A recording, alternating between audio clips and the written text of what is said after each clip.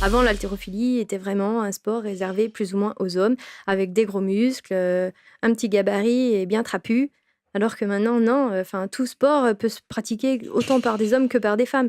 Donc l'haltérophilie aussi. Alors, il y a 2 mouvements en fait à l'haltérophilie qui se déroulent en compétition. On a l'arraché, donc c'est un seul mouvement, on démarre du bas et on monte directement, la barre, au plafond, on va dire ça comme ça. Donc du coup, mon record est de 54 kilos.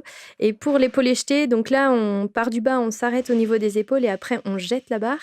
Mon record est personnel de 61 kilos. On a besoin de la force dans les jambes, on a besoin de la force dans les bras, on a besoin de la force dans le dos, on a besoin d'équilibre. Il y a encore beaucoup de personnes qui pensent que l'haltérophilie est vraiment réservée plus aux hommes qu'aux femmes, alors que pas du tout, il y a beaucoup, beaucoup de femmes qui en pratiquent en fait.